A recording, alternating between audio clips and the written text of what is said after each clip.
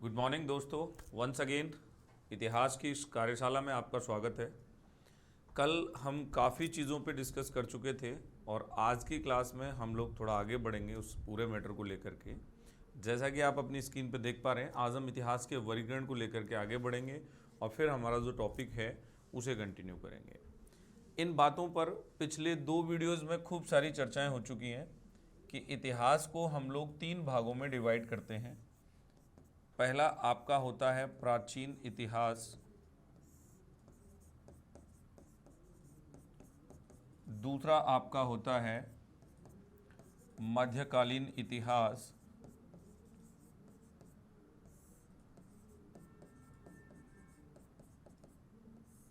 और तीसरा आपका होता है आधुनिक इतिहास।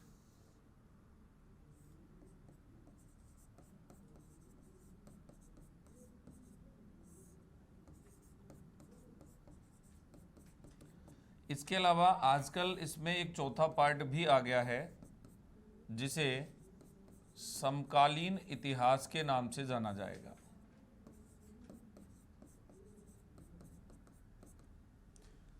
इनके पार्ट्स के लिए मैं पहले बात कर चुका था आपसे। प्राचीन इतिहास की जो समयावधि है वो प्रारंभ से लेकर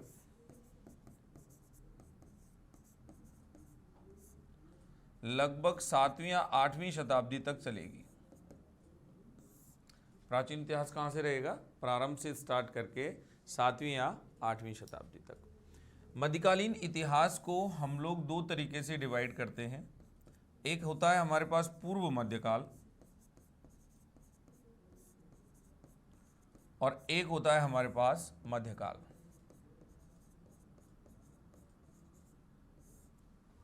पूर्व मध्यकाल में हम लोग लगभग 8वीं शताब्दी के मध्य से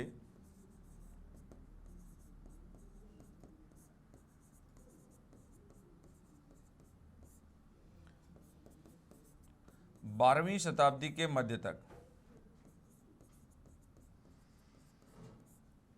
ये जो युग है हमारा, इसे हम पर्टिकुलर राजपूत युग के नाम से भी जानते हैं। क्या कहेंगे इसको? राजपूत युग भी कह सकते हैं, क्योंकि इस टाइम पे राजपूत की जो है मतलब उद्भव होता है राजपूतों का और उनका वर्चस्व रहता है। कहीं ना कहीं विदेशी आक्रांताओं को भारत की धरती पर आने में राजपूत क्या करते हैं? रोकने में मदद करते हैं। दूसरा आएगा आपका मध्यकाल। ये रहेगा आपका 12वीं शताब्दी के मध्य से लेकर के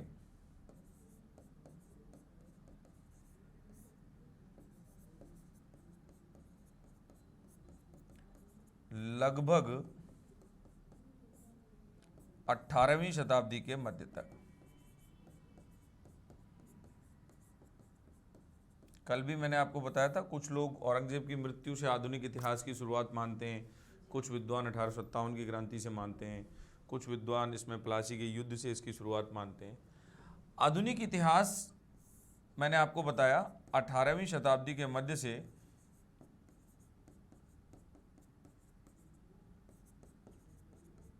और 1947 तक, देश के स्वतंत्रता तक, देश की आज़ादी तक का जो इतिहास है वो मॉडर्न हिस्ट्री के तौर पर आपको पढ़ना है, जिसमें राष्ट्रीय आंदोलन की अपनी एक खासी भूमिका रहती है। और थर्ड फेज जो राष्ट्रीय आंदोलन का है गांधी जी को लेकर के, उसको स्पेशली हम लोग गांधी युग के नाम से भी जानते हैं। इसके बाद सबल्टन हिस्ट्री, समकालीन इतिहास, इसमें 1947 से लेकर के सबल्टन हिस्ट्री की बात करें तो इसमें 1947 से लेकर के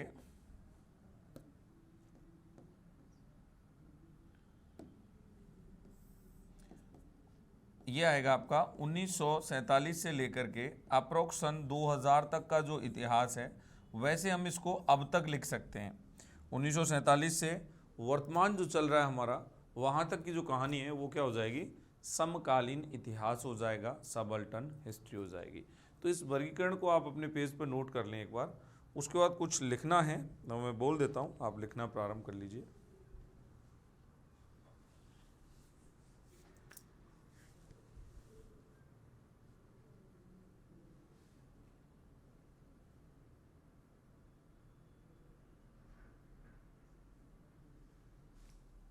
हो गया? चलिए लिखिए, इतिहास में अध्ययन की सुविधा से, इतिहास में अध्ययन की सुविधा से काल विभाजन करना, इतिहास में अध्ययन की सुविधा से काल विभाजन करना अपरिहार्य हो जाता है, अपरिहार्य हो जाता है, अपरिहार्य हो जाता है,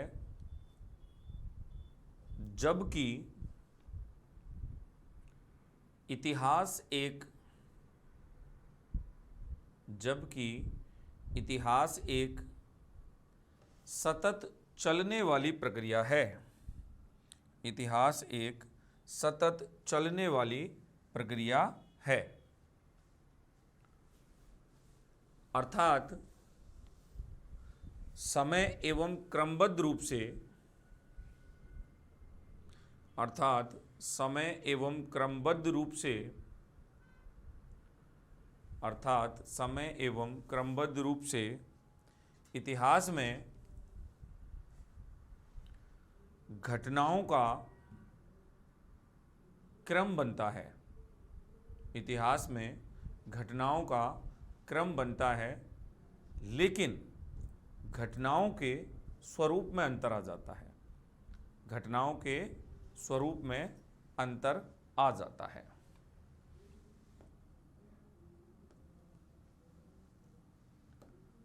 आधुनिक युग में,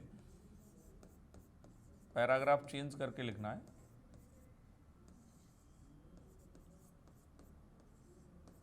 आधुनिक युग में अंग्रेज एवं यूरोपियन इतिहासकारों द्वारा, आधुनिक युग में अंग्रेज एवं यूरोपियन इतिहासकारों के द्वारा भारत का इतिहास लिखा गया, अंग्रेज एवं यूरोपियन इतिहासकारों के द्वारा भारत का इतिहास लिखा गया,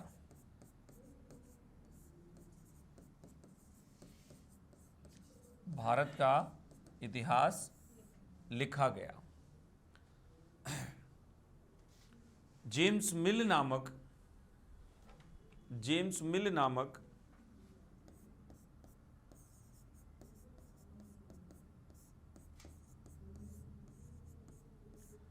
उदारवादी अंग्रेज ने, जेम्स मिल नामक उदारवादी अंग्रेज ने भारतीय इतिहास का काल विभाजन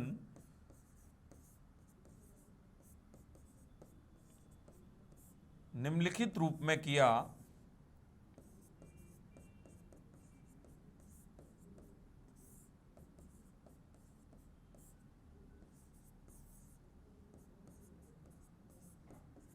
नंबर 1, हिंदू काल, नंबर 2 मुस्लिम काल और नंबर 3 ब्रिटिश काल, नंबर 3 ब्रिटिश काल। यह काल विभाजन, यह काल विभाजन अवैज्ञानिक माना गया, अवैज्ञानिक एवं असंगत माना गया। यह काल विभाजन अवैज्ञानिक एवं असंगत माना गया।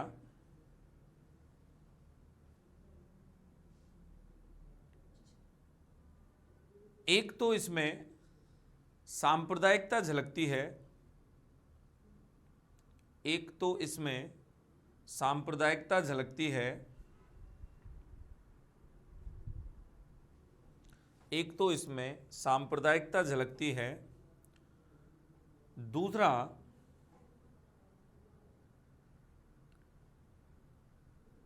प्राचीन काल में,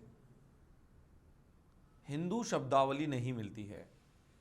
दूसरा, प्राचीन काल में हिंदू शब्दावली नहीं मिलती है। तो दो रीजंस इसके माने गए, ये नकार दिया गया।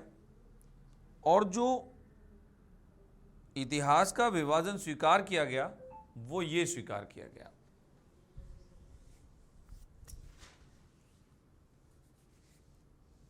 एक तो इसमें सांप्रदायिकता झलकती है और दूसरा प्राचीन काल में हिंदू शब्दावली नहीं मिलती है। इसी कारण, लिखें आगे, इसी कारण जेम्स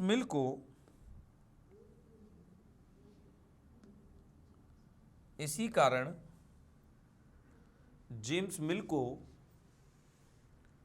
सांप्रदायिक इतिहास लेखन का जनक कहते हैं, पिता कहते हैं। इसी कारण जेम्स मिल को सांप्रदायिक इतिहास लेखन का पिता या जनक कहते हैं।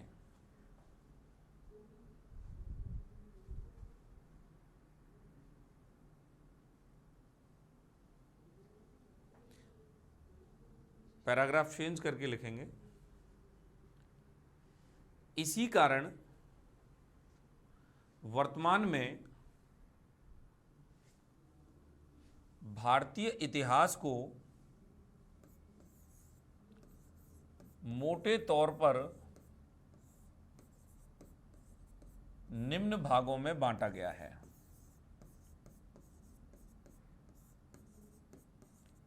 नंबर 1 प्राचीन काल,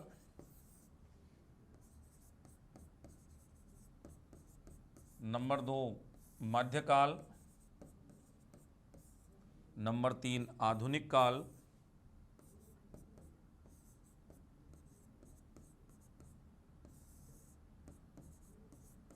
और नंबर 4 सबल्टर्न हिस्ट्री यानी कि समकालीन इतिहास।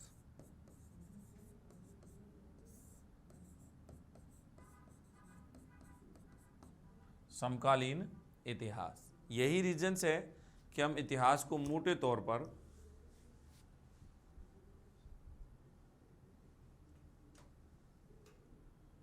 इसको 4 भागों में बांटते हैं। समकालीन इतिहास। चलिए आगे बढ़ें। आधुनिक इतिहास लेखकों का मानना है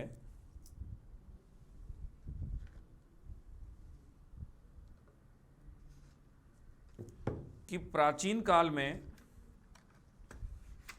ना तो हिंदू शब्दावली मौजूद थी और साथ ही ना तो हिंदू शब्दावली मौजूद थी और साथ ही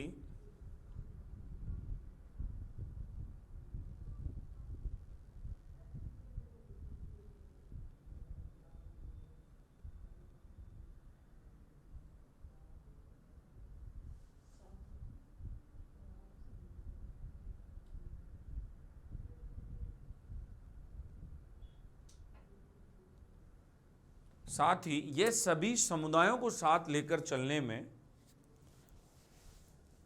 भी सक्षम नहीं था। मतलब कि हम लोग यहाँ पे इतिहास के विभाजन की बात कर रहे हैं कि जो हिंदू काल है उसको सभी समुदाय नहीं देख सकते एक तरीके से। तो सभी समुदायों को सभी समुदायों को साथ लेकर चलने में भी सक्षम नहीं था। पैराग्राफ चेंज करके लिखेंगे, मध्यकाल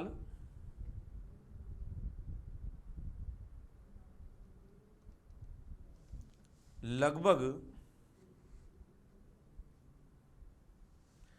1200 ईस्वी से लेकर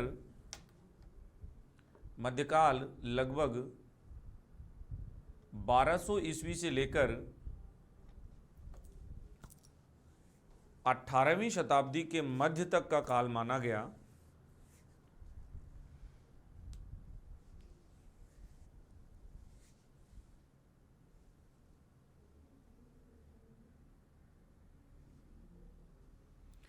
अठारहवीं शताब्दी के मध्य तक का काल मुस्लिम काल माना गया।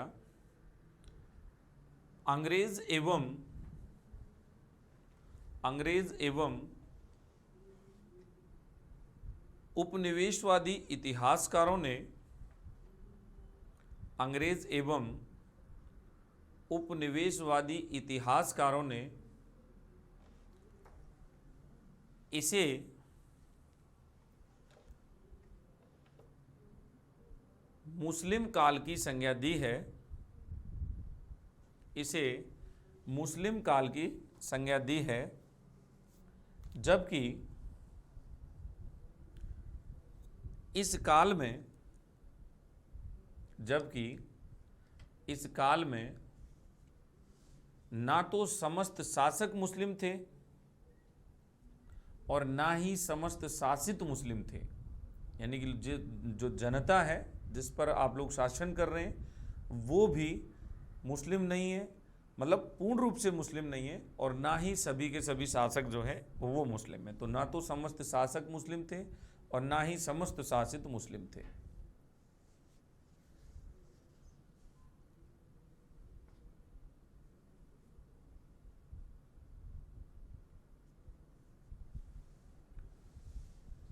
ठीक है। साथ ही ये शब्दावली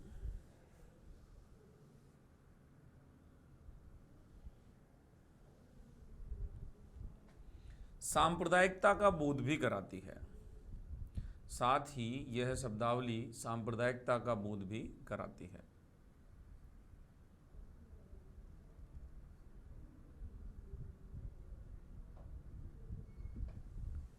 पैराग्राफ चेंज करके लिखेंगे।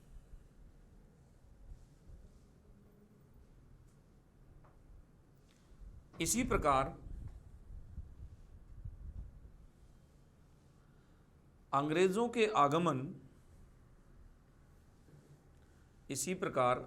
के आगमन या औपनिवेशिक काल को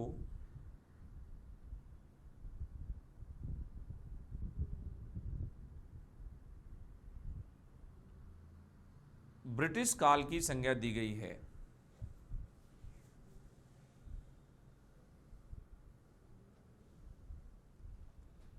जिसे हम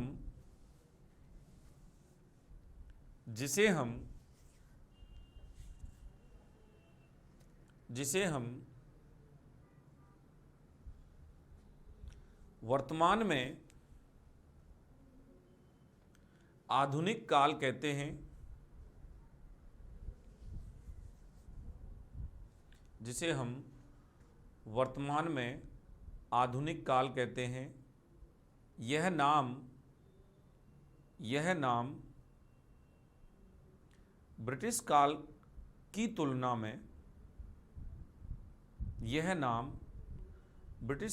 तुलना में अधिक उपयुक्त एवं अधिक वैज्ञानिक माना गया है। अधिक उपयुक्त एवं अधिक वैज्ञानिक माना गया है।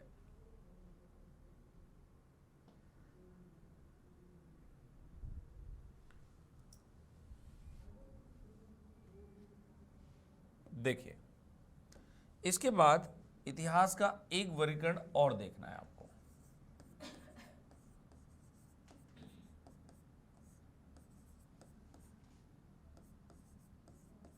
विभाजन या वर्गीकरण, इसे हम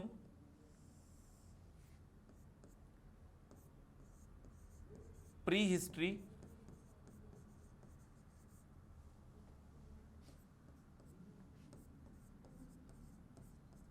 प्रोटो हिस्ट्री और हिस्ट्री, इन नामों से भी जानते हैं। प्री हिस्ट्री का मतलब होता है प्रागैतिहासिक काल।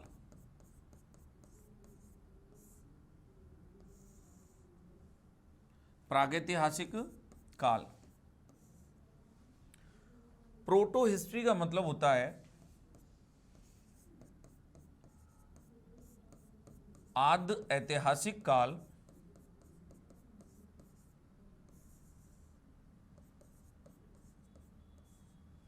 और हिस्ट्री का मतलब होता है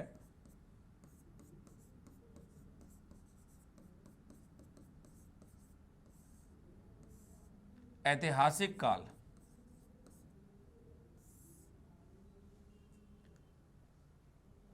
अब बात करें कि प्रागैतिहासिक काल को लेकर के कि प्रागैतिहासिक काल क्या था। तो सीधे शब्दों में हम एक चीज लिख सकते हैं यहां पर, जब लेखन कला का विकास नहीं हुआ।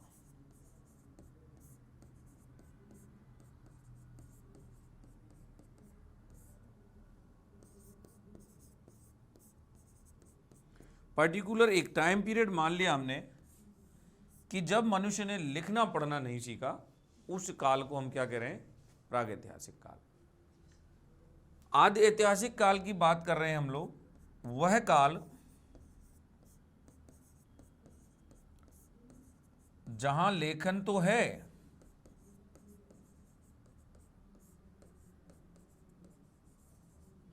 पर वह अभी तक पढ़ा नहीं जा सका। तो इतिहास में ऐसे जो समयावधि है, ऐसा जो पीरियड है, ऐसा जो टाइम है कि जहां लेखन कला तो आपको दिखाई देती है लेकिन आप उसको पढ़ नहीं पा रहे हैं, उसके साक्ष्यों को जुटा नहीं पा रहे हैं, तो वो प्रोटो हिस्ट्री कहलाएगा। उसको हम लोग आदि ऐतिहासिक काल की श्रेणी में रखते हैं। और ऐतिहासिक काल में हम लोग बात करेंगे जहां लेखन भी है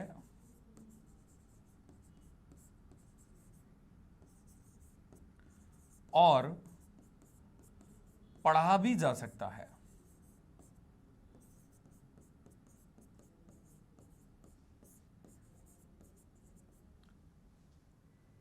जहां लेखन भी है और उसको पढ़ा भी जा सकता है, यानी कि हम उसको पढ़ने में सक्षम हैं। अब इसमें इस पूरे पीरियड में आएगा आपका स्टोन एज, अर्थात पाषाण काल। क्या आएगा? पाषाण काल का जो समय रहेगा, स्टोन एज का जो समय रहेगा, वो किस में आ जाएगा? आपका प्री हिस्ट्री में आ जाएगा। अब प्री हिस्ट्री यानी पाषाण काल में क्या पोजीशंस थी हमारे इतिहास की, उसको लेकर के हम लोग अगली चर्चा करेंगे। आदि ऐतिहासिक काल की बात करें तो यहां आप देखते हैं कि सैंधव सभ्यता यानी कि सिंधु सभ्यता, और दोस्तों कुछ विद्वानों के अनुसार वैदिक काल का प्रारंभिक समय,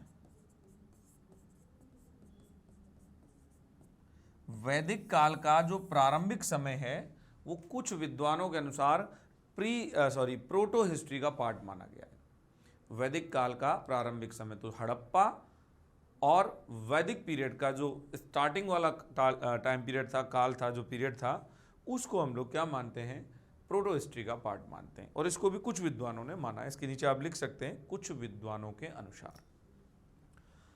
इसमें आप बात करेंगे ऐतिहासिक युग में तो अप्रोक्स लगभग 600 ईसा पूर्व से आप इसको मान सकते हैं। 600 ईसा पूर्व हम महाजनपद युग की शुरुआत मानते हैं और 600 ईसा पूर्व हम उत्तर वैदिक काल की समाप्ति मानते हैं। तो 600 ईसा पूर्व भारत में वह युग आया जहां वैदिक कालीन जन जो उत्तर वैदिक काल में जनपदों में कन्वर्ट हुए और वही जनपद महाजनपदों में बदल गए, और वो 600 बीसी का टाइम पीरियड रहेगा। यहां से ऐतिहासिक काल शुरू होगा अप्रोक्स महाजनपद काल से। ठीक है, महाजनपद काल से। महाजनपद काल कह सकते हैं क्योंकि स्टार्टिंग इसकी है, लास्ट वाले को तो क्या ही काउंट करेंगे। वहां पे जो उत्तर वैदिक काल है, उत्तर वैदिक काल की क्या दिखाई देती है? समाप्ति होती हुई दिखाई देती है। तो ये एक वर्गीकरण था इतिहास का, एक विभाजन था। इसको लिख लें, आराम से समझ लें।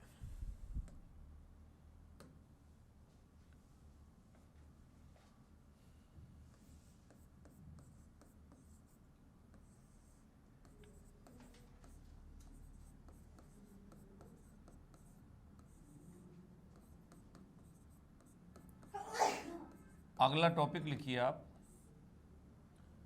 मानव की उत्पत्ति एवं विकास।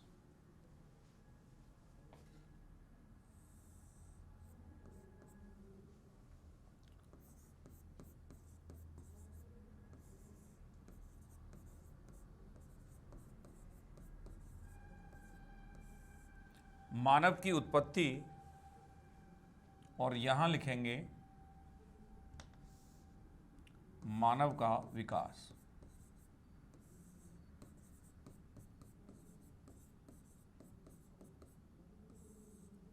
मानव की उत्पत्ति और मानव का विकास। देखिए, जैसा कि आप लोग जानते हैं, सबसे पहले पृथ्वी हमारी जो थी आग का गोला थी, धीरे धीरे जनजीवन शुरू हुआ, ठंडी हुई, सब चीज़ें वहाँ पे डेवलप होती हैं। आपको पता है यहाँ पे मनुष्य की उत्पत्ति को लेकर के दो तरीके के सिद्धांत काम करते हैं। जैसे एक तो दैवीय सिद्धांत काम करता है कि मनुष्य कौन है, देवताओं की संतान है, मनु ने हमें बनाया, मनु सृष्टि के रचयिता है, ऐसा सुना है। दूसरा हमारे पास वैज्ञानिक रीजन है। वैज्ञानिक रीजन में साइंस क्या कहता है, विज्ञान क्या कहता है कि मनुष्य कोई दैवीय उत्पत्ति नहीं है, मनुष्य का क्रमिक विकास हुआ है। साइंस क्या बोलता है, हमारे धार्मिक ग्रंथों की बात करते हैं तो वो कहते हैं कि मनुष्य दैवीय उत्पत्ति है, और हम साइंस की बात करें तो साइंस कहता है कि मनुष्य दैवीय उत्पत्ति नहीं है बल्कि मनुष्य का क्रमिक विकास हुआ है। अब बड़े तर्क अच्छे हैं। ये वैज्ञानिक वर्गीकरण बात करें या वैज्ञानिक स्तर पे बात करें या विज्ञान के आधार पे बात करें या विकासवाद के जो जनक हैं चार्ल्स डार्विन, विकासवाद के जो जनक हैं चार्ल्स डार्विन, उनके आधार पे बात करें तो वो ये तर्क देते हैं कि जब पृथ्वी पर सबसे पहले जो है जलीय जीवों का आगमन हुआ, दुनिया में कुछ नहीं था, जानवर पशु पक्षी भी नहीं थे, सबसे पहले जमीन पर कौन आया, जलीय जीव जो पानी में पैदा हुए। उसमें दैवीय सिद्धांत कह देता है, आपको याद होगा हमारे भगवान विष्णु के 10 प्रमुख अवतारों में से कूर्म अवतार, कछुए वाला अवतार, वो कहते हैं भाई जलीय जीव की बात कर रहे हो तो तुम ये लो। फिर भगवान विष्णु का मत्स्य अवतार भी हुआ है। तो मतलब हमें इस चक्कर में नहीं पड़ना कि मनुष्य दैवीय उत्पत्ति है या क्या है। हमें मनुष्य की दैवीय उत्पत्ति की बजाय हमें मनुष्य की इस जो विकासवाद के जनक चार्ल्स डार्विन है, इनकी जो साइंस वाली बातें हैं, इनकी जो वैज्ञानिक बातें हैं, उन पे फोकस करना है। तो ये कहते हैं जैसे लगभग पृथ्वी की आयु मानी गई है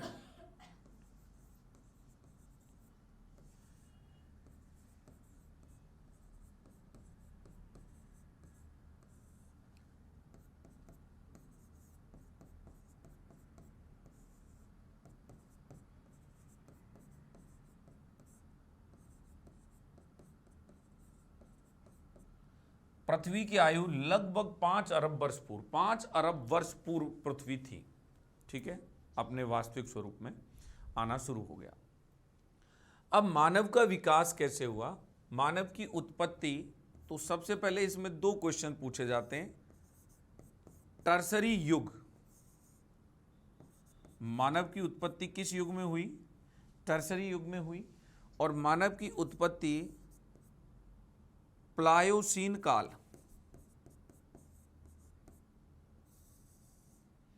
किस काल में होती है।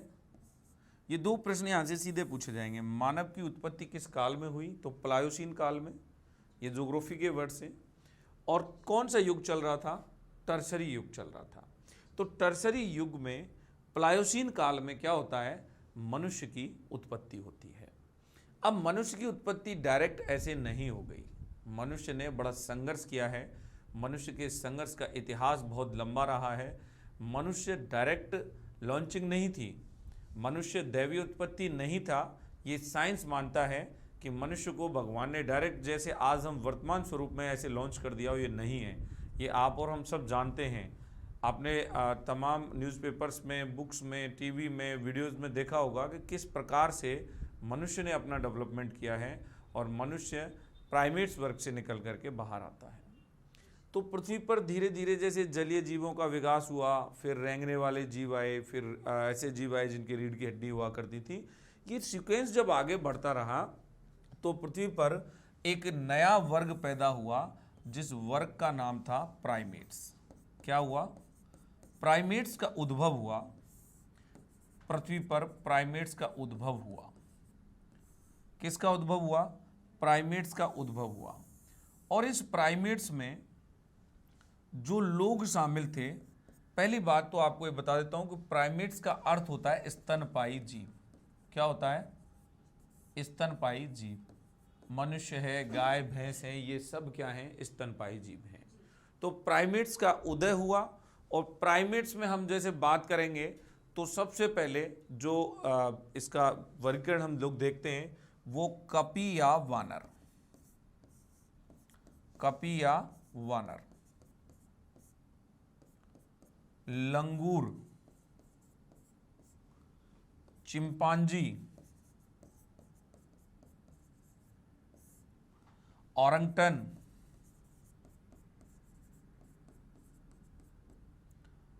गुरिल्ला,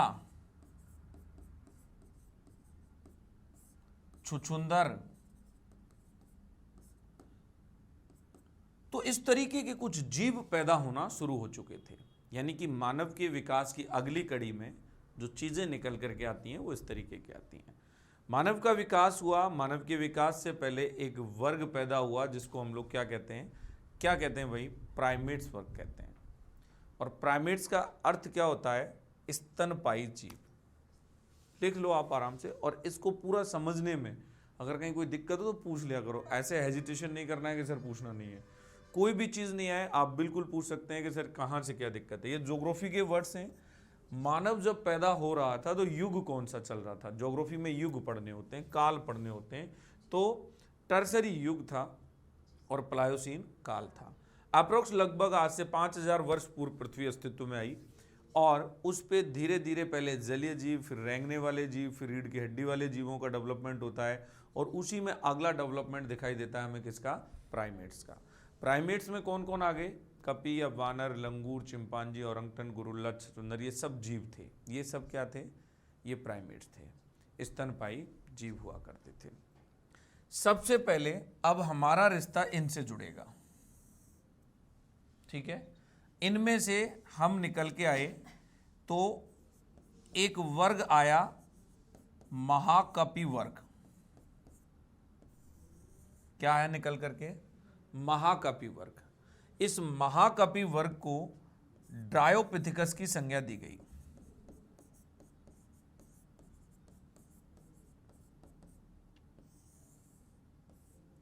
किसकी संज्ञा दी गई? ड्रायोपिथिकस की संज्ञा दी गई, ठीक है?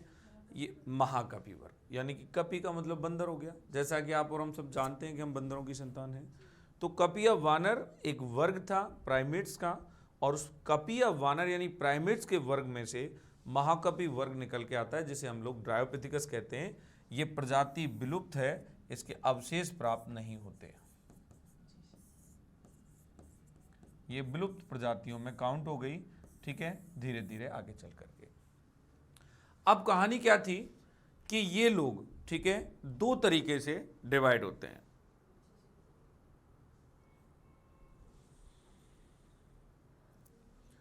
रामापिथिकस और ऑस्ट्रेलोपिथिकस में। कौन? महाकपि वर्ग। एक तो किस में डिवाइड हो जाएंगे? रामापिथिकस में,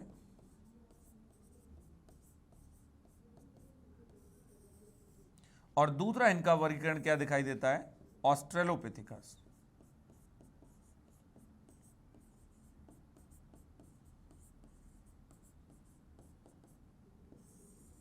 ये डिवीजन हो गया किसका? महाकपि वर्ग का। अब कहानी क्या थी कि रामापिथिकस वो थे जो जंगलों में ही रह गए। कहां रह गए? जंगलों में रह गए।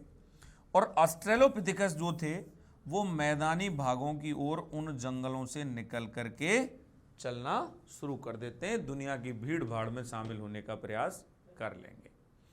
तो ऑस्ट्रेलोपिथिकस मैदानी भागों की ओर चल देते हैं, और रामापिथिकस क्या करते हैं? ये जंगलों में रह जाते हैं। रामापिथिकस जंगलों में रह जाते हैं, और ये महाकपि वर्ग में ही फिर काउंट हो जाएंगे, ठीक है? किस में काउंट हो जाएंगे? महाकपि वर्ग में ही आ जाएंगे। लिख लिया? चलिए,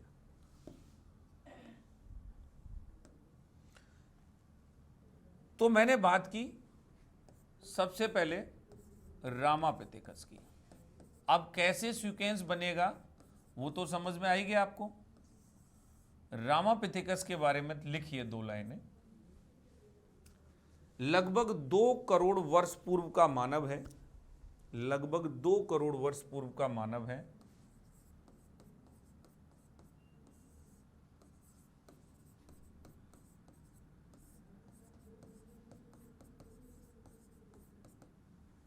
टाइमिंग क्या है? लगभग 2 करोड़ वर्ष पूर्व।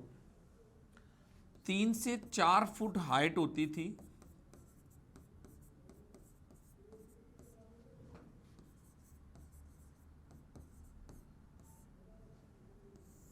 3 से 4 फुट इनकी हाइट्स होती थी और भारत के उष्ण कटिबंधीय भागों में ये पाए जाते थे।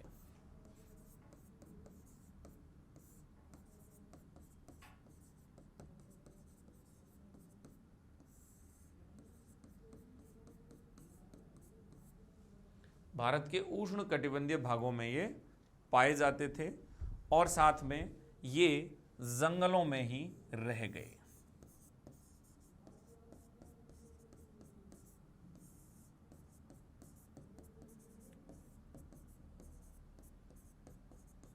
क्या हुआ इनके साथ? जंगलों में रह गए। इनका बाहर आना नहीं हो पाया और ये लोग धीरे धीरे अपने आप को उन जगहों पर क्या कर लेते हैं? सीमित कर लेंगे। इसके बाद बात करेंगे इन्हीं का दूसरा पार्ट। मैंने लास्ट स्लाइड में आपको इनको 2 जगह बांटा था। क्या था? ऑस्ट्रेलोपिथेकस। अब ये मानव का मूल पिता माना गया क्योंकि होमिनोइड जो अंश था, ठीक है, होमो जो अंश था एक तरीके से कह सकते हैं, वो कहीं ना कहीं इस व्यक्ति के अंतर्गत आना शुरू हो चुका था, इस जानवर के। अभी ये जानवर ही है, अभी ये जानवर ही है। और ऑस्ट्रेलोपिथेकस चूंकि मैदानी भागों में आ जाते हैं और रामापिथेकस चूंकि जंगलों में रह जाते हैं, तो इनकी प्रजातियां बहुत ज़्यादा समय तक हमें प्राप्त नहीं होती हैं, इनका डेवलपमेंट नहीं हो पाया, ये कह सकते हैं हम लोग। तो रामापिथेकस के बारे में इतना ध्यान रखना है हमें। 3 से 4 फुट इसकी लंबाई थी, भारत के उष्ण कटिबंधीय भागों में पाए जाते हैं और लगभग 2 करोड़ वर्ष पूर्व के ये मनुष्य हैं जो बंदर में से डेवलप होना प्रारंभ होते हैं। दूसरा लिखिए आप लोग, मैदानी भागों में ऑस्ट्रेलोपिथेकस।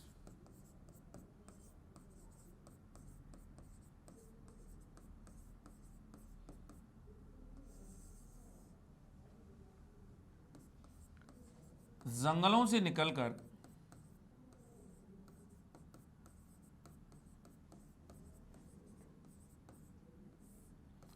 मैदानी भागों की ओर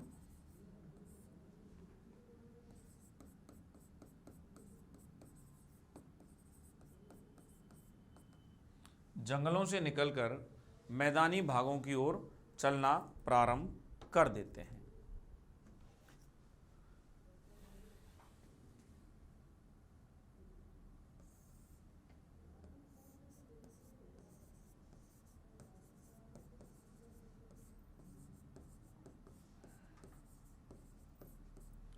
अप्रोक्स बात करें टाइमिंग को लेकर के तो 32 लाख वर्ष पूर्व हमें इसी ऑस्ट्रेलोपिथेकस का फीमेल कपाल प्राप्त हुआ था।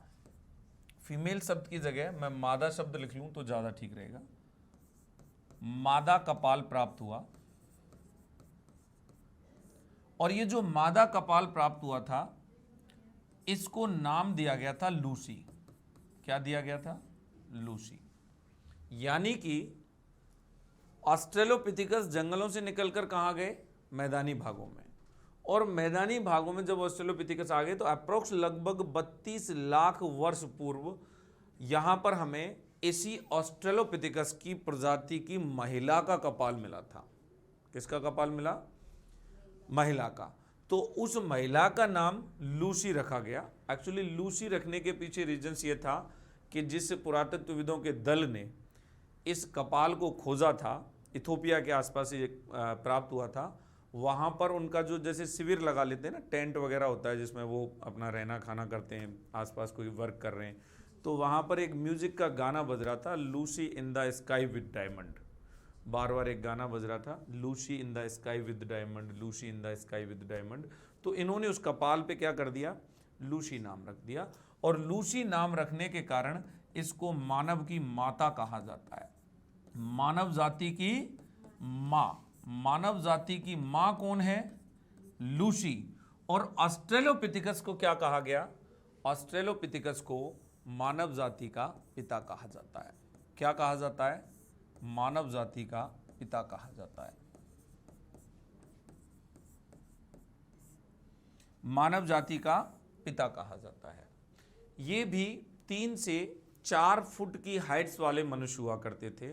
3 से 4 फुट की हाइट्स वाले मनुष्य हुआ करते थे और लगभग अप्रोक्स 450 से 700 घन सेंटीमीटर के मध्य में इनकी क्रेनियल क्षमता होती थी, यानी बुद्धिमत्ता होती थी। मानव जाति का पिता।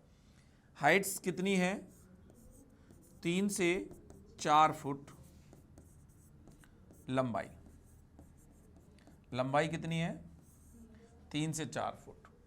और लगभग 450 से लेकर के 700 के मध्य क्या है इनकी क्रेनियल क्षमता। क्रेनियल क्षमता का अर्थ होता है बुद्धिमत्ता। क्रेनियल क्षमता का अर्थ हो जाएगा बुद्धिमत्ता। तो इस ऑस्ट्रेलोपिथिकस मनुष्य की घन सेंटीमीटर में इसको आप मापेंगे 450 से 700 घन सेंटीमीटर। ये क्या थी? इसकी क्रेनियल क्षमता थी, बुद्धिमत्ता हुआ करती थी। क्या हुआ? ठीक है। अब मानव जाति का पिता क्यों कहा गया इसको? तो विकास की निरंतरता के कारण, विकास की निरंतरता के कारण,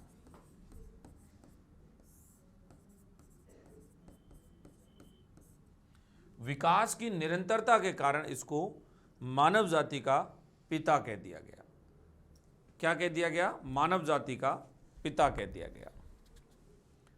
और इस व्यक्ति के बारे में ये नोट हो गया आपका। सबसे पहले इसके बारे में रेमंड डार्ट नाम के एक व्यक्ति थे जो दक्षिण अफ्रीका से थे। लिखिए, रेमंड डार्ट के द्वारा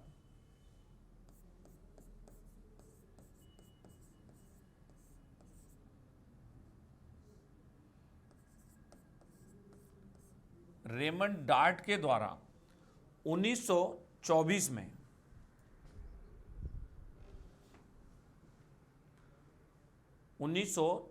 में दक्षिण अफ्रीका के 1924 में दक्षिण अफ्रीका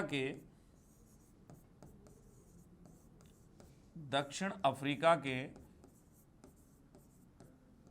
ट्रांसवाल प्रांत में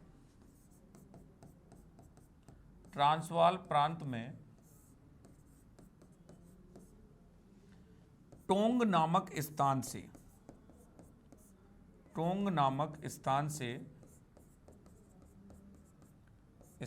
पर चूने की एक खान थी और उस चूने की खान से, टोंग नामक स्थान पर चूने की खान से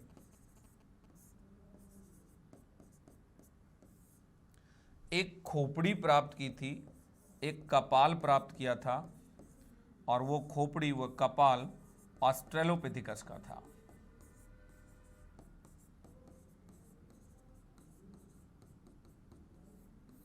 इसका पहला अवशेष मिलता है हमें कहां पे? ऑस्ट्रेलोपिथिकस का इस जगह पर। ठीक है।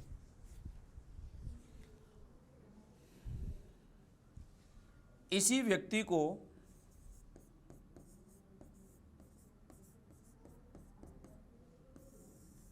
अफ्रीकेनस भी कहते हैं। खोपड़ी प्राप्त की और वह खोपड़ी ऑस्ट्रेलोपिथिकस की थी। ठीक है। इसी ऑस्ट्रेलोपिथिकस को क्या कहते हैं? अफ्रीकेनस। क्योंकि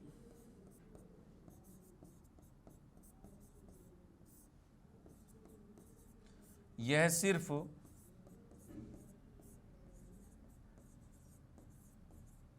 अफ्रीका से प्राप्त हुए,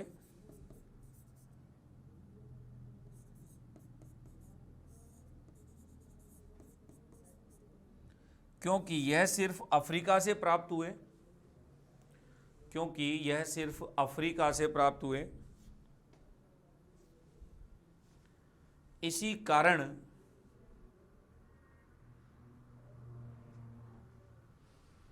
इसी कारण अफ्रीका महाद्वीप को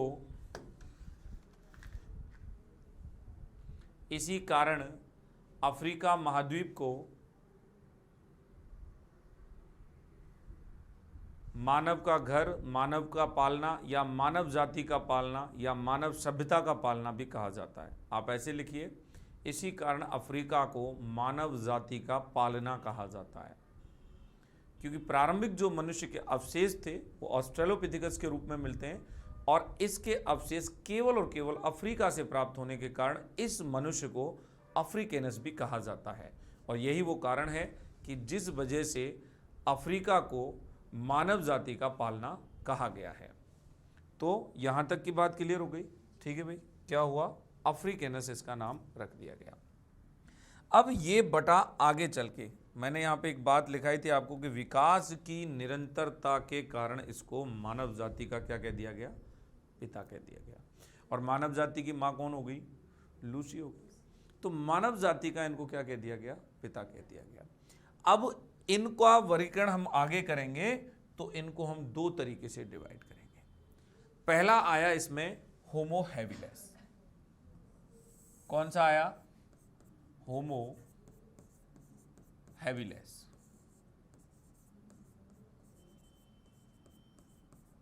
पहला कौन सा आया, होमो हैबिलिस। और दूसरा वर्गीकरण इसका हीडलबर्ग। क्या हो गया, हीडलबर्ग। हीडलबर्ग जो था वो नरभक्षी मानव था। कैसा मानव था, यानी कि पेट की भूख को शांत करने के लिए अपने से कमजोर मनुष्य को ही खा जाता था। क्या करता था, खा जाता था।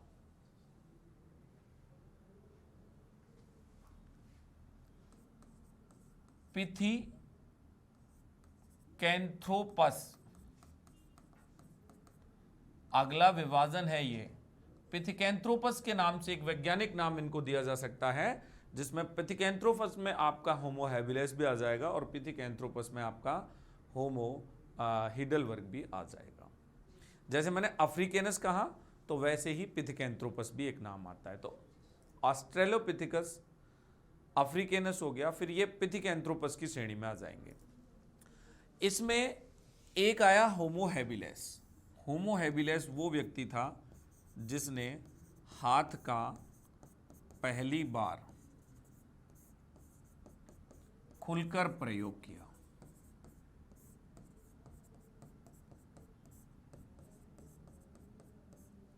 अर्थात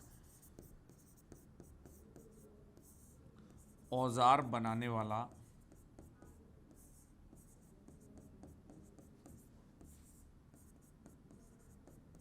पहला प्राणी। इसी कारण से हम लोगों ने इसे प्रथम कारीगर मानव की संज्ञा दी है।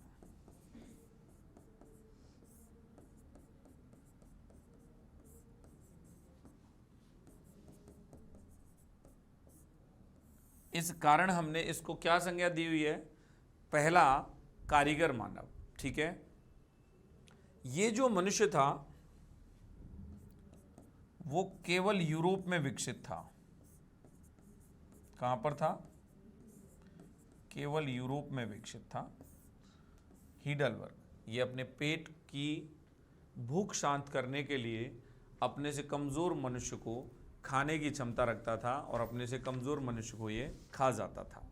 ठीक है, यहां तक भी जो मनुष्य है वो क्या कर रहा है, मैंने जैसे कल डिस्कशन किया था आप लोगों से कि जैसे हमें लॉन्च कर दिया गया जंगल में जंगली जानवर भाग रहे हैं तो हम क्या करेंगे, कोई चीज़ उठा के मारेंगे। तो वही चीज़ थी, इसने पहली बार कुछ ऐसा किया कि पत्थर वगैरह उठाए, जानवरों पे मारे, तो इसका क्या है डेवलपमेंट सीधा हुआ और इसका अंगूठा सीधा हुआ था, जिस कारण वो उन चीज़ों को पकड़ने में सक्षम हुआ था। तो हाथ का पहली बार खुलकर प्रयोग करने का मतलब ही ये है यहाँ पर कि इस व्यक्ति का अंगूठा सीधा हुआ। अब अंगूठा सीधा कैसे हुआ, क्योंकि भाई ये इससे पहले बंदर के कॉन्सेप्ट में थे। अब बंदर के हाथ कैसे होते हैं, अलग ही तरीके के होते हैं, वो पंजे की स्टाइल में होंगे तो वो पकड़ नहीं पाता अच्छी तरीके से चीज़ों। हालांकि आधुनिक बंदर के हाथ तो मनुष्य जैसे हो गए, लेकिन पुराने टाइम पे अगर हम बात करें तो वहाँ नहीं होगा।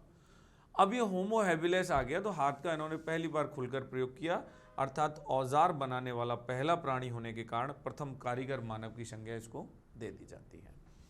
अब मनुष्य धीरे धीरे डेवलप तो कर ही रहा है खुद को। अब अगली श्रेणी आती है होमो इरेक्टस की।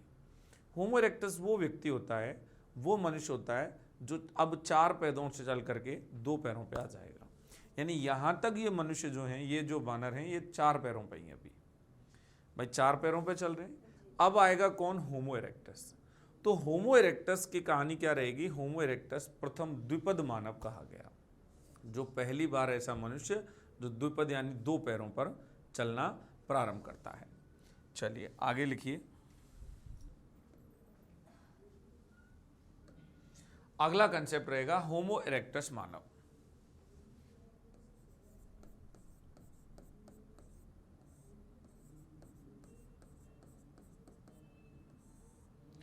होमो इरेक्टस के बारे में बात कर रहे हैं हम लोग। तो होमो का अर्थ होता है मानव और इरेक्टस का अर्थ होता है सीधा खड़ा होने वाला। होमो इरेक्टस,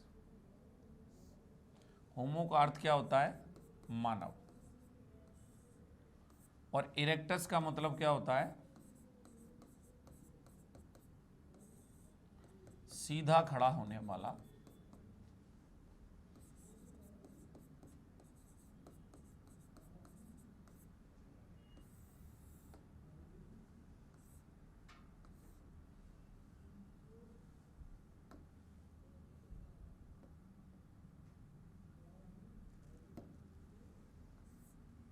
सीधा खड़ा होने वाला। तो इसको क्या कहा हमने? होमो इरेक्टस। अब इस होमो इरेक्टस को हम 2 तरीके से डिवाइड कर लेंगे। एक तो है हमारे पास इसमें पीकिंग मानव। कौन सा है? पीकिंग मानव। और एक है इसमें हमारे पास जावा मानव। एक क्या है इसमें हमारे पास? जावा मानव। और एक हमारे पास इसमें क्या रहेगा? पीकिंग मानव। ठीक है भाई, जावा मानव और पीकिंग मानव, 2 तरीके के मानव होमो इरेक्टस में से डिवाइड हुए। दोस्तों होमो इरेक्टस प्रथम द्विपद मानव भी माना गया। प्रथम द्विपद मानव।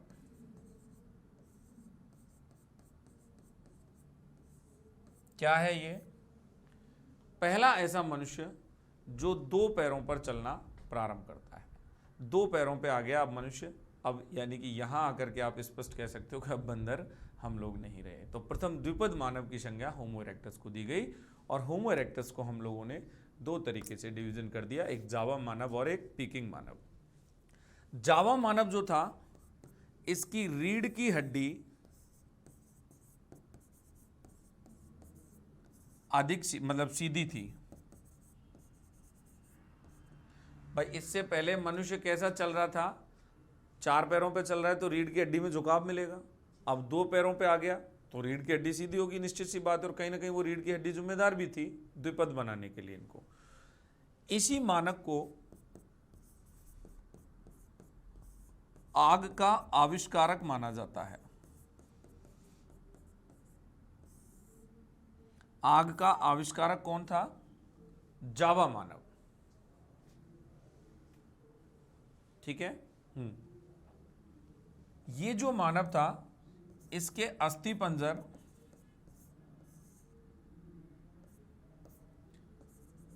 बीजिंग से प्राप्त होने के कारण, बीजिंग का मतलब चाइना,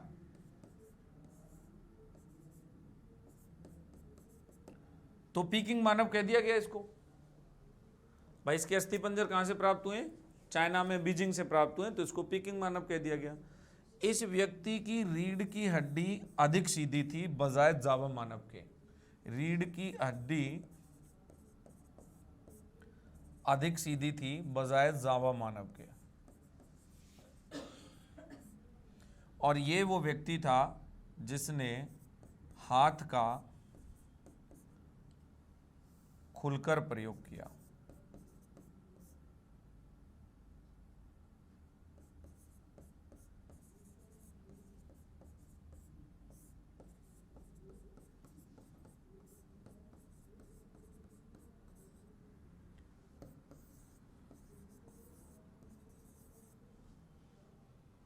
तो होमो इरेक्टस को हम लोगों ने इस तरीके से डिवाइड कर दिया।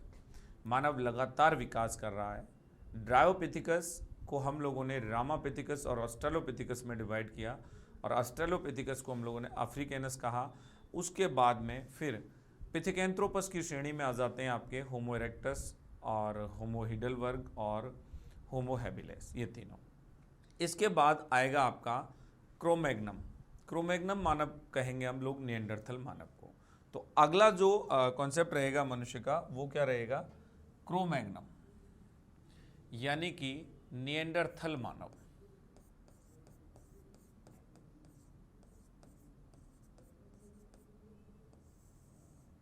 क्या रहेगा? निएंडरथल।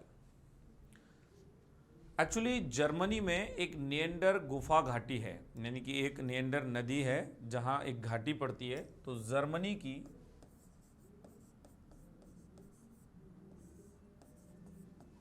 निएंडर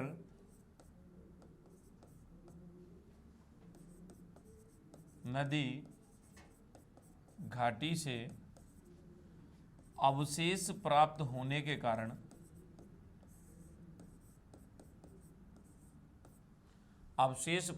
के कारण इसका नाम निएंडरथल रख दिया गया। ठीक है।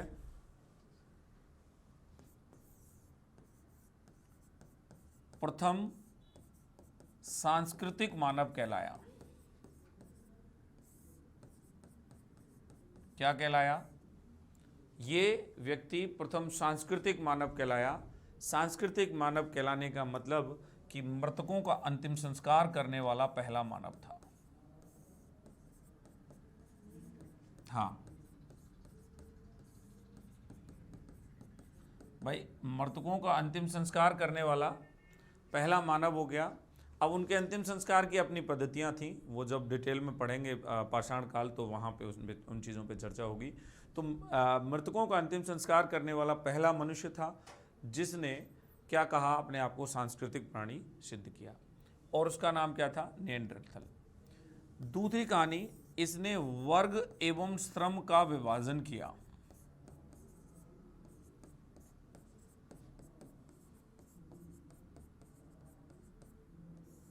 वर्ग एवं श्रम का विभाजन करने से मतलब था कि बहुत पहले तो कुछ नहीं था। महिलाएं, पुरुष, बच्चे, बुजुर्ग सभी दल में रहते थे, खाने की तलाश में भटकते रहते थे। लेकिन ये वो मनुष्य आया जिसने ये बात तय की कि महिलाएं और बच्चे अब घर पे रहेंगे और पुरुष जो हैं वो जंगल में जाएंगे, शिकार का अरेंजमेंट करेंगे। तो आज भी हम लोगों ने वही देखा है कि अगर पुरुष के पास रोजगार नहीं है तो वो टेंशन में है, और महिला के पास रोजगार नहीं है तो वो टेंशन में नहीं है। बिल्कुल, क्योंकि श्रम का विभाजन हो चुका है। महिलाओं को निएंडरथल ने ही वो जिम्मेदारी दे दी कि आपको घर के काम करने। क्या जिम्मेदारी दे दी? घर के काम करने। अगर ये लोग उस टाइम पर इस तरीके का कह देते कि भाई पुरुष घर पे रहेंगे, महिलाएं बाहर जंगल में शिकार का इंतजाम करने जाएंगी, खाने पीने का इंतजाम करने जाएंगी, तो वही परिपाटी चली आ रही होती। आज महिलाएं घर से बाहर हो रखी होती हैं और पुरुष घर के अंदर हो रखे होते। तो ये चीज़ यहाँ से दिखाई देती है। ठीक है। दफनाने की प्रथा, मृतकों का अंतिम संस्कार, और मृतकों का अंतिम संस्कार करने के साथ ये भोग की वस्तु भी उनके साथ रखते थे। क्या करते थे? भोग की वस्तु भी उनके साथ रख देते थे। तो ये सारी चीज़ें आपको यहाँ दिखाई देती हैं। अब ये वो व्यक्ति था निएंडरथल जिसने आग का व्यापक प्रयोग करना शुरू किया। आविष्कार की बात नहीं कर रहा हूं मैं, यहाँ आग का व्यापक प्रयोग करना इसने शुरू किया। इसका वैज्ञानिक नाम क्रोमैग्नन है। क्या है? क्रोमैग्नन। अब ये नाम क्यों दिया गया इसको क्रोमैग्नम? क्योंकि इसकी मस्तिष्क क्षमता अन्य मानवों से ज्यादा थी।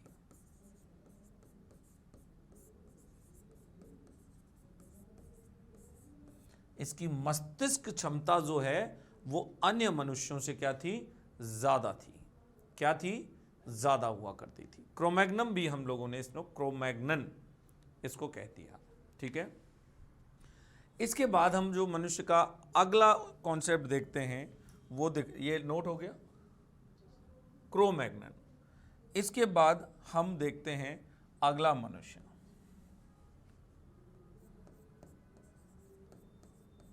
Homo sapiens.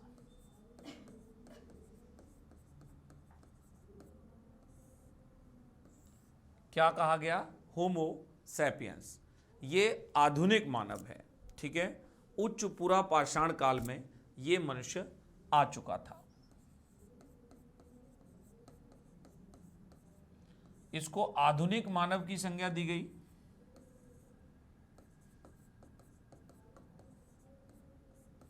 और इस होमोसेपियंस का जो टाइम पीरियड माना गया है वो उच्च पुरा पाषाण काल माना गया है।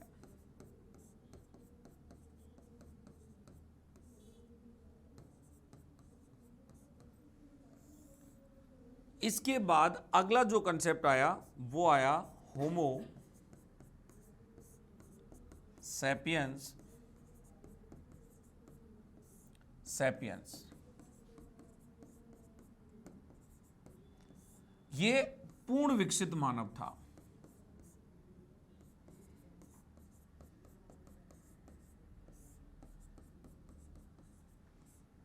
कैसा था? पूर्ण विकसित मानव, यानी कि वर्तमान मानव, यानी कि होमो सैपियंस सैपियंस वर्तमान मानव।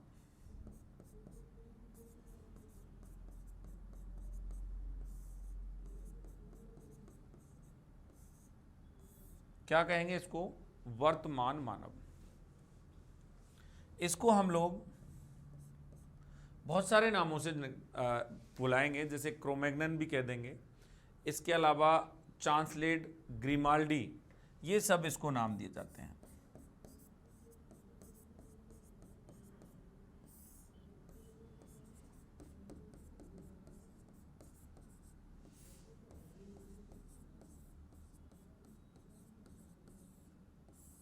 ये सारे के सारे नाम इस व्यक्ति को दिए जाते हैं। और सबसे बड़ी बात, इस व्यक्ति को मानव का निकटतम पूर्वज कहा गया है।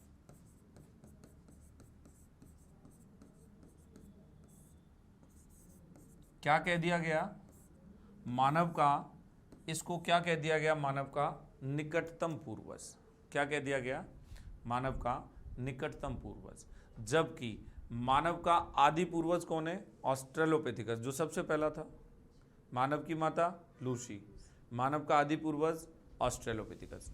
मानव का आदि पूर्वज ऑस्ट्रेलोपिथेकस, मानव की माता का नाम लूसी, और मानव का निकटतम पूर्वज क्या रहेगा? होमो सैपियंस सैपियंस, यानी कि वर्तमान और आधुनिक मानव, जिसे ग्रिमाल्डी, चांसलेट आदि नामों से भी आप लोग जान के चलेंगे। तो ये था मनुष्य की उत्पत्ति के बारे में, कि मनुष्य किस तरीके से पूर्ण विकसित मानव में डेवलप हुआ धीरे धीरे। ठीक है।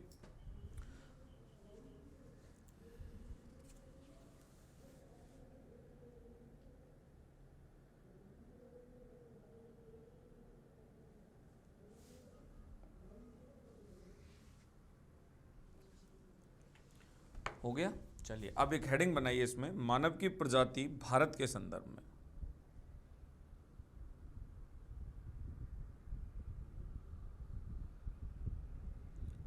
मनुष्य की प्रजाति या मानव की प्रजाति भारत के संदर्भ में।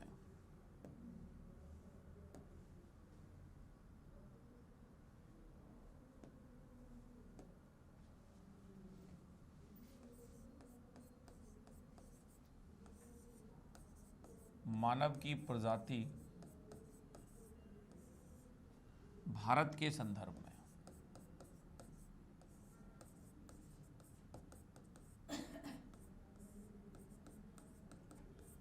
ठीक है, चलिए लिखना प्रारंभ करो इसमें थोड़ा सा। भारत में आदि मानव का उद्भव, भारत में आदि मानव का उद्भव सबसे पहले,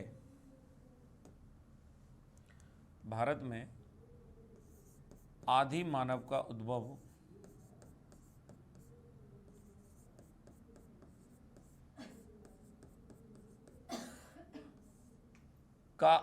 सबसे पहले पंजाब में हुआ।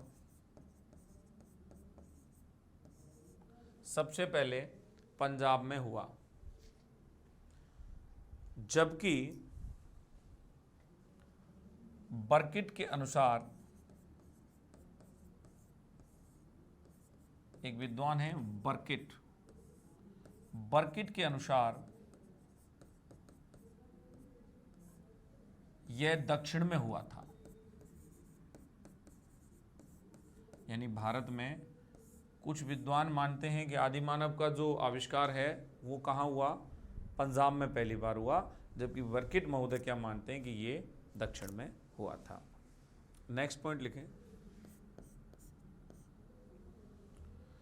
अक्टूबर 2001 में, अक्टूबर 2001 में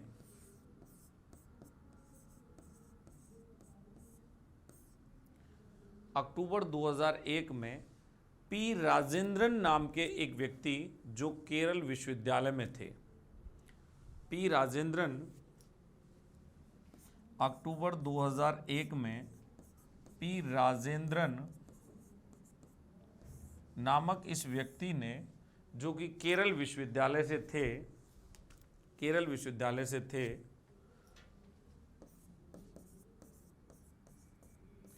केरल विश्वविद्यालय से थे,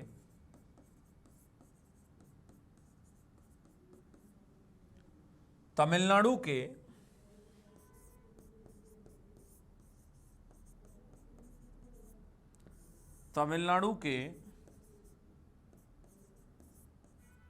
विल्लुपुरम,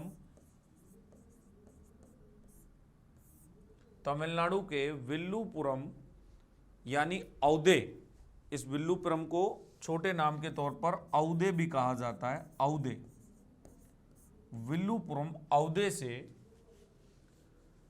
पाषाणकालीन एक शिशु मानव खोपड़ी प्राप्त की थी, पाषाणकालीन शिशु मानव खोपड़ी प्राप्त की, पाषाणकालीन शिशु मानव कपाल या खोपड़ी प्राप्त की।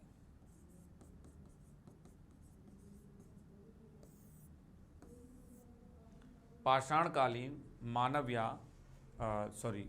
खोपड़ी या कपाल प्राप्त किया। इसके बाद आगे बढ़िए, लिख लिया ये, चलिए एक नाम लिखिए, जी.ई. लुइस,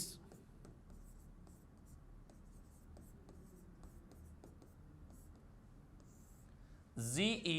लुइस ने सर्वप्रथम, जी.ई. लुइस ने सर्वप्रथम 1932 में, जी.ई. लुइस ने सर्वप्रथम 1932 में पाकिस्तान के पोतवार पठार, जिसे शिवालिक की पहाड़ी भी कहते हैं, पाकिस्तान के पोतवार पठार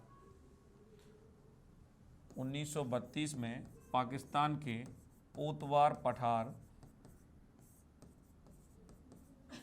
स्थित शिवालिक पहाड़ी से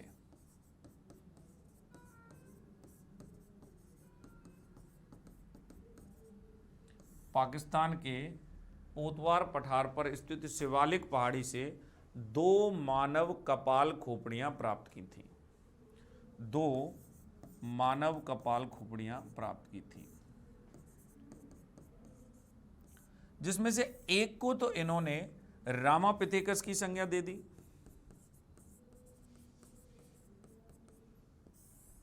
और दूसरा जो व्यक्ति था उसको शिवापिथेकस की संज्ञा दे दी। 2 मानव खोपड़ियां प्राप्त की, एक को शिवापिथेकस और एक को रामापिथेकस। लेकिन जब इन्हें ब्रह्मपिथेकस की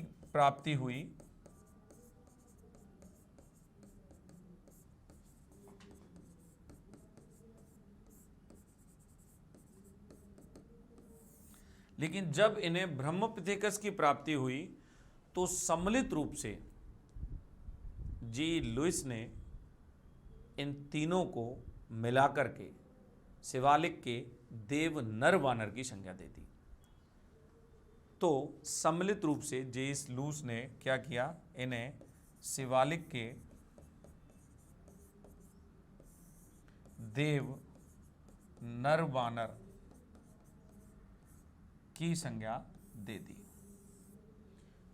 देव नर वानर की संज्ञा दे दी।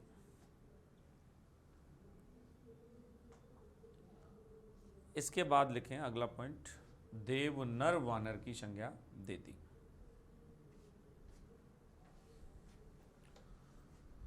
नेक्स्ट पॉइंट, 1982 में अरुण सोनकिया ने नर्मदा घाटी स्थित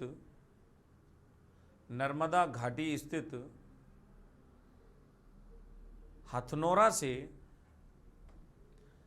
एक कपाल प्राप्त किया।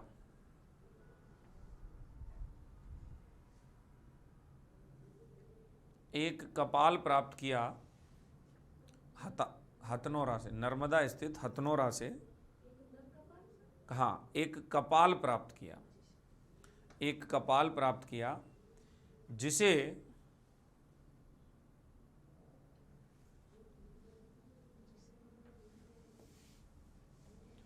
1982 अरुण सोनकिया, हाल ही में मृत्यु हो गई है इनकी,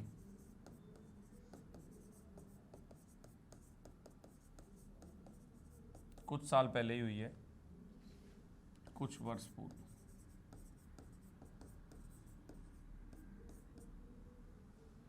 इन्होंने क्या किया था, नर्मदा घाटी से, नर्मदा घाटी स्थित हथनोरा से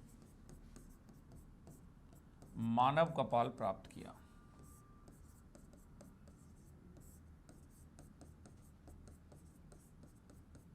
और ये जो मानव कपाल प्राप्त किया था, इसे आद्य होमो सैपियंस,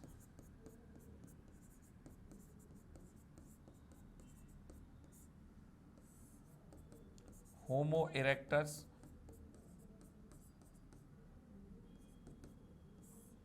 आद्य होमो सैपियंस, होमो इरेक्टस और नर्मदेंसिस की संज्ञा दी गई। किसकी संज्ञा दी गई? नर्मदेंसिस।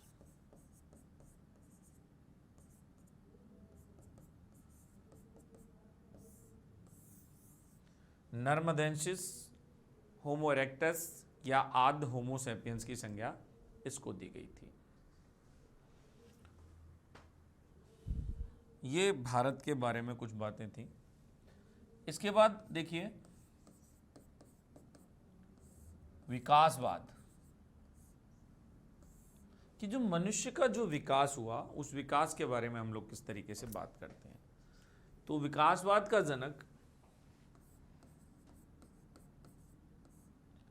चार्ल्स डार्विन को माना जाता है।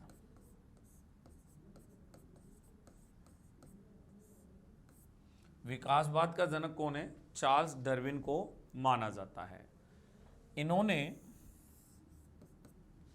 3 पुस्तकों की रचना की। पहली पुस्तक थी इनकी the descent of man, the descent of man. ठीक है, ये पुस्तक थी इनकी 1870 की।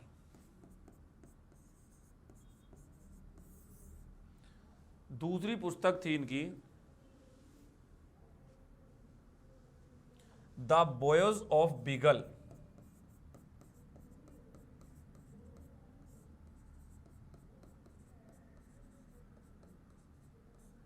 ये पुस्तक थी इनकी 1839 की। और एक पुस्तक इन्होंने लिखी द ओरिजिन ऑफ स्पीसीज,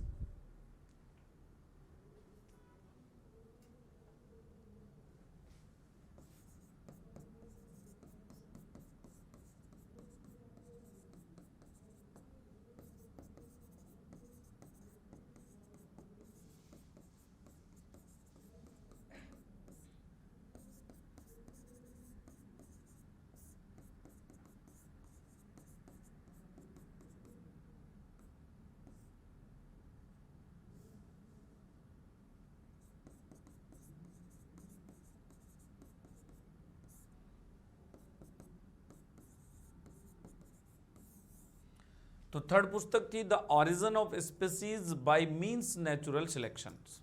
क्या रहेगी? तो विकासवाद के जनक थे चार्ल्स डार्विन, और विकासवाद के जनक चार्ल्स डार्विन क्या कहते हैं कि मनुष्य का क्रमिक विकास हुआ है, मानव कोई दैवीय उत्पत्ति नहीं है। चार्ल्स डार्विन क्या कहते हैं कि मनुष्य का क्रमिक विकास हुआ है, साइंटिफिक आधार पे ये बात करते हैं, मनुष्य का क्रमिक विकास हुआ है, मनुष्य दैवीय उत्पत्ति नहीं है ना। तो ये पुस्तकें लिख ली, इसके बाद लिखिए नीचे उपरोक्त तीनों चार्ल्स डार्विन की प्रमुख रचनाएं हैं। उपरोक्त तीनों चार्ल्स डार्विन की प्रमुख रचनाएं हैं। उपरोक्त तीनों चार्ल्स डार्विन की प्रमुख रचनाएं हैं जिनके आधार पर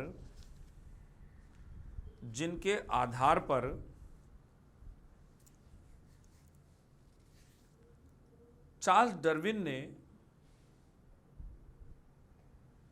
मनुष्य की दैवीय उत्पत्ति का खंडन करते हुए जिनके आधार पर चार्ल्स डार्विन ने मनुष्य की दैवीय उत्पत्ति का खंडन करते हुए मनुष्य का क्रमिक विकास वाला सिद्धांत पारित किया है, और यह माना है कि मानव का क्रमिक विकास हुआ है। खंडन करते हुए यह माना है कि मनुष्य का क्रमिक विकास हुआ है, यह माना है कि मनुष्य का क्रमिक विकास हुआ है। नेक्स्ट पॉइंट लिखो।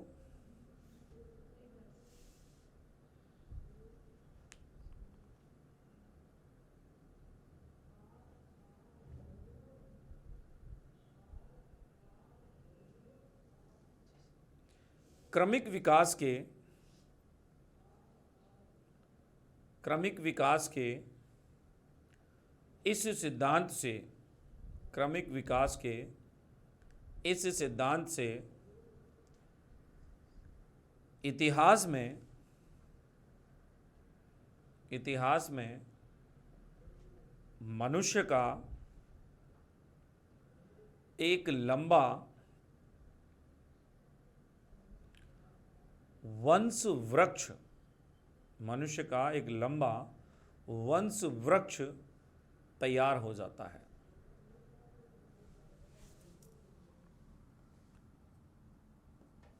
जिसमें जीव वैज्ञानिकों,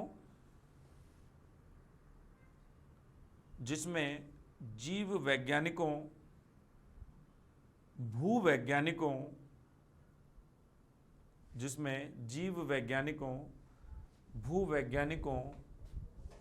मानव वैज्ञानिकों,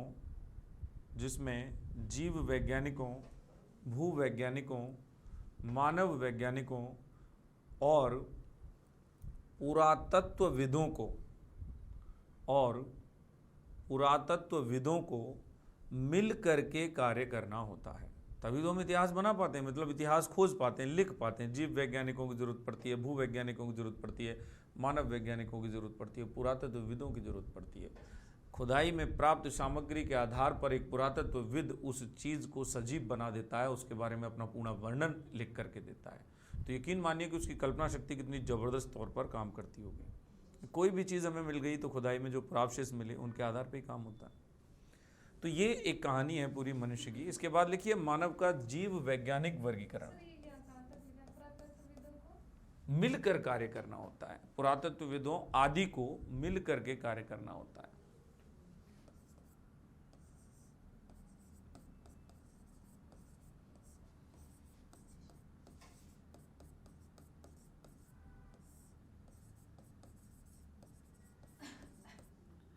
मनुष्य का जीव वैज्ञानिक वर्गीकरण।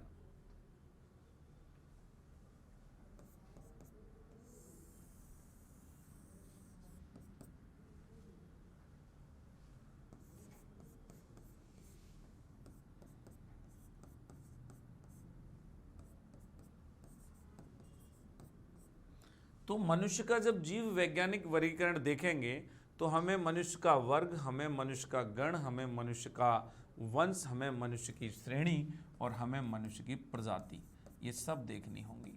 कहीं से कुछ भी प्रश्न पूछा जा सकता है आपसे। लिखिए, इसका फ्लो चार्ट बनाइए।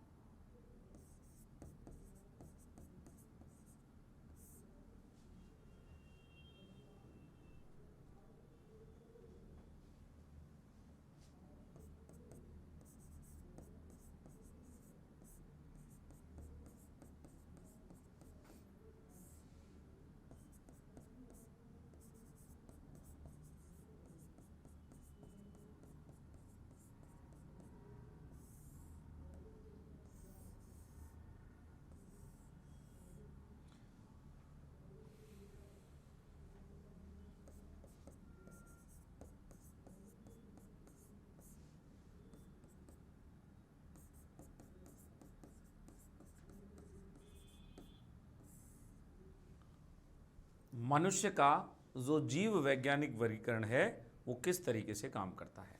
मनुष्य को हम लोग किस वर्ग का प्राणी मानेंगे, मनुष्य को हम लोग किस गण का प्राणी मानेंगे, मनुष्य को हम लोग किस वंश का प्राणी मानेंगे, मनुष्य को किस श्रेणी का प्राणी मानेंगे और मनुष्य की प्रजाति क्या है। तो मनुष्य क्या हो जाएगा, मैमेलिया वर्ग का। किस वर्ग का हो जाएगा, मैमेलिया वर्ग का। गण क्या होगा, प्राइमेट्स, मैंने बताया था प्राइमेट्स में से निकले। वंश मनुष्य का होमिनोडिया, होमिनोडिया या फिर होमिनोयाडिया। और मनुष्य की श्रेणी कौन सी है, होमो, हम लोग होमो श्रेणी के मानव हैं और हमारी प्रजाति क्या है, सैपियंस।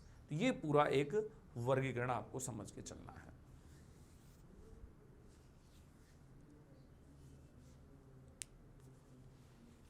चलिए लिखिए फटाफट। हो गया, थोड़ी स्पीड तो तेज रखनी पड़ेगी देखो लिखने की। अब इतिहास आप सोचें बोर्ड पे भी पूरा लिखा के संभव नहीं है, मैं फिर भी अधिकतम लिखाने का प्रयास कर रहा हूँ। हाँ, और आपके जो नोट्स तैयार होंगे वो दुनिया के बेहतरीन नोट्स तैयार होंगे, उन पर यकीन करिए और उनको पढ़िए और उन पर मेहनत करिए। ये सब चीज़ें आप हिस्ट्री में इतने दिन से पढ़ने के बावजूद पहली बार ही पढ़ रहे हैं, है ना। चलिए, तो इसके बाद लिखिए, इतिहास के अंतर्गत मनुष्य की परिभाषा क्या है। हाँ, इतिहास के अंतर्गत मनुष्य की, डायरेक्टली लिख लो, इतिहास के अंतर्गत मनुष्य की सर्वाधिक मान्य परिभाषा। इतिहास के अंतर्गत मनुष्य की सर्वाधिक मान्य परिभाषा। मानव एक औजार बनाने वाला प्राणी है। मानव एक औजार बनाने वाला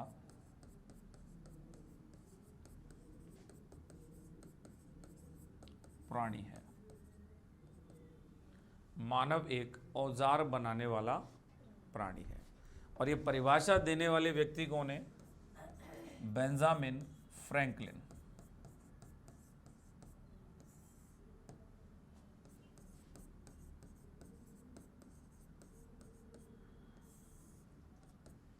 बेंजामिन फ्रैंकलिन। इतिहास में मनुष्य की सर्वाधिक मान्य परिभाषा यही मानी गई है। इतिहास में मनुष्य की सर्वाधिक मान्य परिभाषा यही मानी गई है।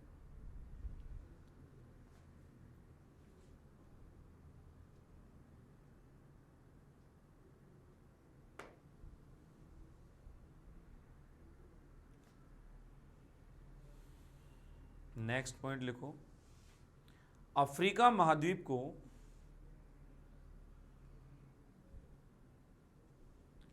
मानव की आदि जन्म स्थली, अफ्रीका महाद्वीप को मानव की आदि जन्म स्थली एवं मानव जाति का पालना कहा जाता है, एवं मानव जाति का पालना कहा जाता है। मानव जाति का पालना, अफ्रीका महाद्वीप को मानव की आदि जन्मस्थली एवं मानव जाति का पालना कहा जाता है।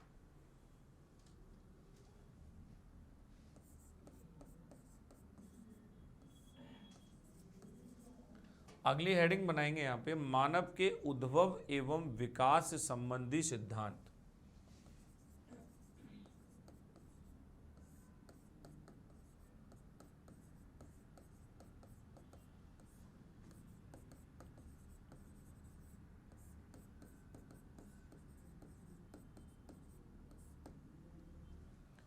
मानव के इस उद्भव एवं विकास संबंधी सिद्धांत को दो तरीके से हम लोग मानते हैं। पहला है एकात्मक उद्गम सिद्धांत,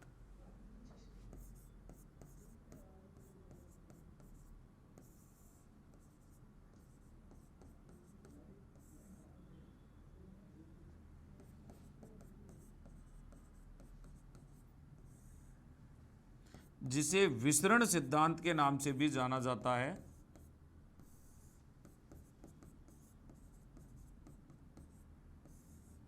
जिसे विसरण सिद्धांत के नाम से भी जाना जाता है। और एक आता है समांतर उद्गम का सिद्धांत।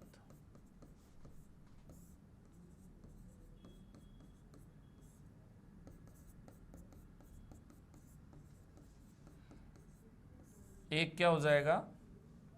समांतर उद्गम का सिद्धांत।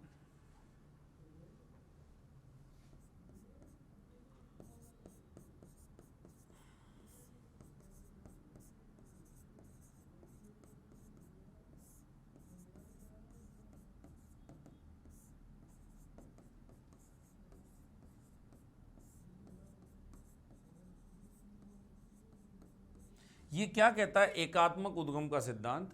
कि मानव का उद्भव जो जन्म था वो मूल रूप से अफ्रीका में हुआ, और हम लोग ऑस्ट्रेलोपिथेकस को अफ्रीकेनस कह ही रहे हैं, और उसके साक्ष्य केवल अफ्रीका से ही मिल रहे हैं।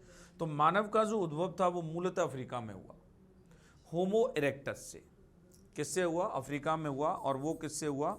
होमो इरेक्टस। बाद में क्या हुआ? यह विभिन्न मार्गों से प्रवासन करते हुए दुनिया के अन्य क्षेत्रों में फैल गए और मनुष्य सब जगह मिलने लग गया। बाद में यह विभिन्न मार्गों से प्रवसन करते हुए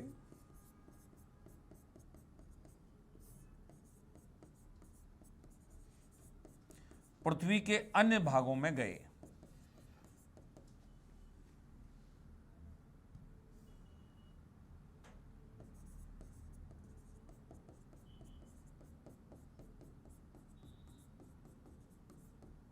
पृथ्वी के अन्य भागों में गए और बस गए। समांतर उद्गम का सिद्धांत क्या कहता है? कि मानव का विकास एक ही समय में विभिन्न क्षेत्रों में होमो इरेक्टस आबादी से ही हुआ है। मानव का उद्भव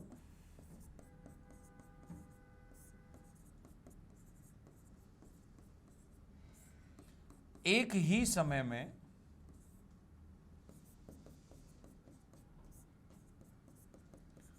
होमो इरेक्टस से पृथ्वी के विभिन्न भागों में हुआ है। तो ये दो सिद्धांत काम करते हैं, एक तो समांतर उद्गम का सिद्धांत और एक एकात्मक उद्गम का सिद्धांत। इसको हम वितरण का सिद्धांत भी कहते हैं। मतलब ये सिद्धांत वाले लोग क्या कह रहे हैं कि पहले होमो इरेक्टस अफ्रीका में पैदा हुआ था, वो धीरे धीरे दुनिया के सब क्षेत्रों में फैल गया, तो सब जगह मानव मिलने लग गया। दूसरा सिद्धांत विद्वानों ने क्या माना हुआ है कि समांतर उद्गम का सिद्धांत। ये कहते हैं कि मानव का उद्भव एक ही समय में सभी जगह पे होमो इरेक्टस आबादी से अपने आप ही हुआ है। तो ये दो तरीके के सिद्धांत इतिहास में काम करते हैं मनुष्य के उद्भव और विकास संबंधी सिद्धांत को लेकर के। ठीक है, इसके बाद एक पॉइंट और लिखेंगे अपन और फिर इसको समाप्त करेंगे। पहला लिखिए आप लोग, ऑस्ट्रेलोपिथिकस।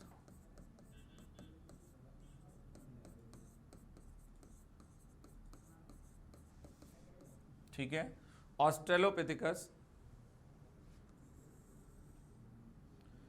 दूसरा लिखना है आपको होमो इरेक्टस।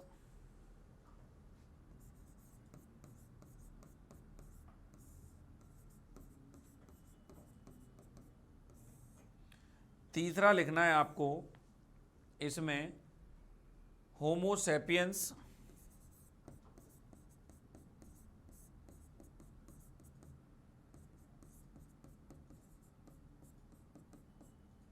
और चौथा लिखना है आपको इसमें होमो सैपियंस सैपियंस।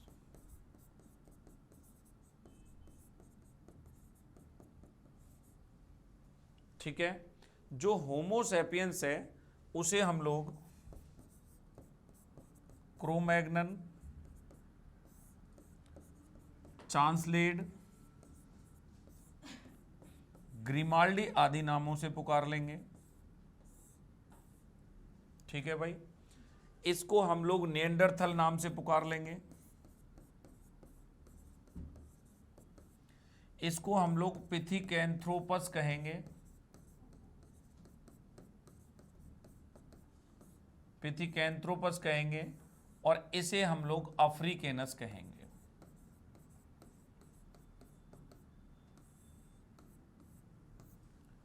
ठीक है, तो ऑस्ट्रेलोपिथिकस, होमो इरेक्टस, होमो सैपियंस और होमो सैपियंस सैपियंस।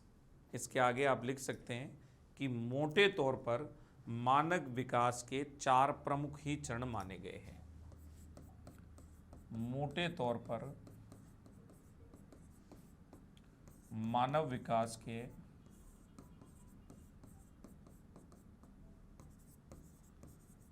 4 प्रमुख चरण माने गए हैं।